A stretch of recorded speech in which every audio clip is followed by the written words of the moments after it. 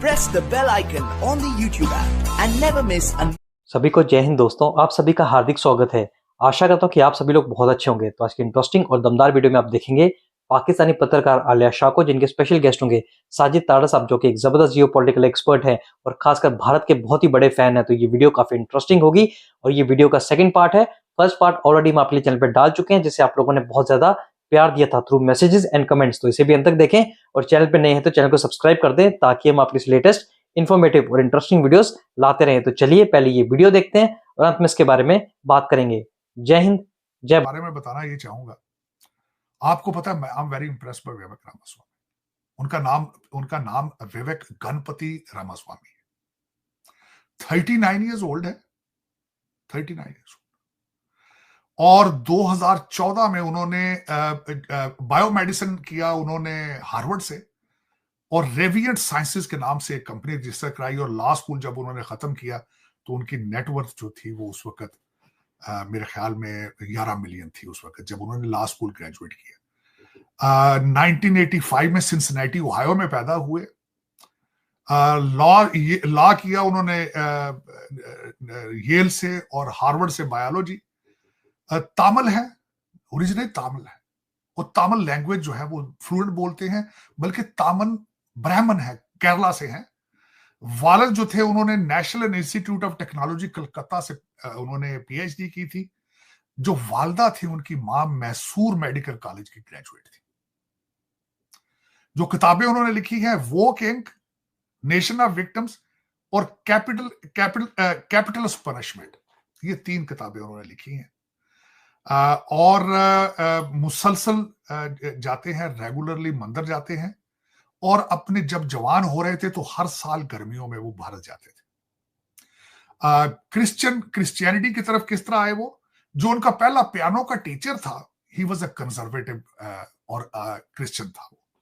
उन्होंने उनको बताया। 8वीं जमात तक वो पब्लिक स्कूलों में गए।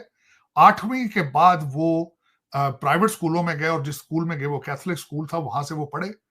उनकी बीवी का नाम अप्रूवा है, अप्रूवा सर्जन है, और येल में इकट्ठे वो मिले थे।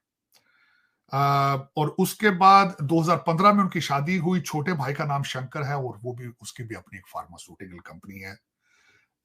और जो इस वक्त उनकी नेटवर्थ जो है 1 बिलियन से ज्यादा है। बटलर काउंटी ओहायो में भी उनका घर है, और कोलंबस ओहायो में भी उनका घर है।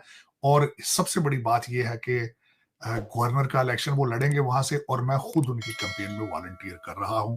और मैं ये अल-ऐलान बताता हूं हमेशा पाकिस्तानी बच्चों को, बिलखसूस अपने बच्चों को, मैंने कई दफा उनकी किताबें खरीद के दी हैं कि he should be your role model, कि he is 39 years old and he is very popular and very intelligent. मेरे जैसे लोग, मेरा आइडियल क्यों है? मुझे अपनी कम्युनिटी में, पाकिस्तानी में, आज तक कोई इस तरह का इंसान नहीं मिला।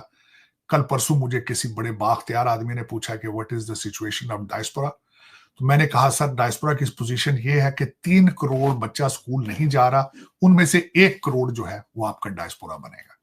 और फिर मैं उनसे, मेरी बदकिस्मती है कि मैं उनमें से फिर विवेक रामास्वामी ढूंढता फिरता हूँ। वो डंकर, इनको डंकर कहा जाता है, जो डंकियां लगा के आते हैं। तो डंकरों के अंदर ना काश पटेल पैदा हो सकता है, और ना ही उनके दरमियान विवेक रामास्वामी पैदा हो सकता है। ये अफसोस की बात। हाँ, हार्वर्ड और येल के अंदर पाकिस्तानी बच्चे बहुत जाते हैं, आज भी जा रहे हैं। मैं कई लोगों को जानता हूं। हार्वर्ड में मैं कई दफा गया हूं, मैंने देखे हैं। पता नहीं क्या बात है, ना उनमें स्पार्क है, ना उनके अंदर एपेटाइट है तरक्की की, ना लेगेसी का शौक है। मैं जिस पाकिस्तानी को आज तक मिला हूं आलिया, सिर्फ 2 ही शौक है, बड़ा घर बड़ी गाड़ी, बस। इससे आगे उनकी दुनिया खत्म हो जाती है। वो कहते हैं हम अच्छी बड़ी गाड़ी ले ली है, बड़ा घर ले लिया है, हम अमर हो चुके हैं। लेकिन मैं एक वाहिद ऐसा पाकिस्तानी हूं। मेरी बच्ची जब प्राइवेट स्कूल में एडमिशन के लिए गई तो मुझे उसकी टीचर ने, हेडमिस्ट्रेस थी, उनको हेडमिस्ट्रेस प्राइवेट स्कूलों में कहते हैं, उसने मुझे अभी याद है, मैं उस बच्ची का नाम ले रहा हूं जो 28 साल की पीएचडी सिस्टम्स इंजीनियरिंग में की है उसने। आलिया, मुझसे उसने पूछा कि how would you like to see your daughter after 20 years. मैंने उसको कहा था कि I want to see my daughter as a scholar, to become a teacher, to go into the research and write books and become a professor and become researcher. तो उसने कहा why? मैंने कहा बिल्डिंगों की एज होती है, कारोबारों की एज होती है, किताबों की एज नहीं होती। हम आज भी 18वीं सदी की किताबें पढ़ रहे हैं। मेरी जो बच्ची जिसकी मैं बात कर रहा था, जिसका इंटरव्यू के लिए मैं गया था आलिया, उसके सारे प्रोजेक्ट स्पेस के अंदर, स्पेस स्पेशलिस्ट। तो आलिया दर हकीकत पता नहीं क्या, मैंने जिंदगी में जो कमाया है उनकी प्राइवेट एजुकेशन पे लगा दिया, लेकिन पता नहीं क्या बात है कि मेरी कम्युनिटी इन सारी चीजों से 100 मील दूर। एक दिन मेरे एक और छोटी सी एक बात, में आफ्टर एक्ट तो नहीं है, मेरा बच्चा एक स्कूल में पढ़ रहा था, गिलमैन स्कूल का नाम था, और गिलमैन कौन था? जो first president of John Hopkins, उसने वो एस्टेब्लिश किया था आज से 150 साल पहले। मुझे एक दफा मेरे बच्चे ने कहा, daddy how come you don't have any Pakistani friend? क्या वजह है, तुम्हारा कोई पाकिस्तानी दोस्त नहीं? मैंने उससे सवाल किया कि तुम्हारा स्कूल 150 साल पुराना है, इस एरिया में तुम्हारा ख्याल पाकिस्तानियों के पास बहुत पैसा है, बहुत पैसा, तुम्हारे स्कूल में कितने पाकिस्तानी स्टूडेंट हैं? उसने कहा कोई नहीं। तो उसने कहा, मैंने उसको कहा, मैं कहा how can I associate with them if they don't have the same targets? मेरी वालदा हेड मिस्ट्रेस थी, मेरा बाप वकील था, उस दौर के थे जब पाकिस्तान में भी कोई नहीं पढ़ता था। मेरी माँ कहती थी कि मैं लोगों के घरों में जाके मिन्नतें कर करके बच्चियां स्कूलों में लाती थी, क्योंकि उस दौर में लोग बच्चियां पढ़ाना नहीं चाहते थे, पढ़ाते ही नहीं थे।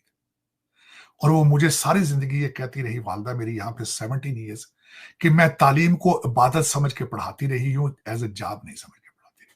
तो जब जिन लोगों के लिए तालीम इबादत हो, उनके लिए तालीम का कुछ और दर्जा, लेकिन पता नहीं क्या बात है हमारे हमें, मैं आई डोंट सी देम। मैं देख रहा हूं ना, डॉक्टर भी होते हैं, कई बड़े बड़े डॉक्टर हैं, लेकिन गाड़ी और घर से आगे नहीं बढ़ पाते, बस दैट्स इट। इन्हें ये नहीं पता। अब देखें, मुझे विवेक रामास्वामी, बल्कि कहूंगा विवेक गणपति रामास्वामी, वो पहले ही अमर हो चुका है एट द एज ऑफ 39। हर अमेरिकन उसका नाम जानता है, हर अमेरिकन नाम जानता है। वो प्रूव कर चुका है at the age of 39, he has proven himself that he is a strong Indian American. He's an Indian American.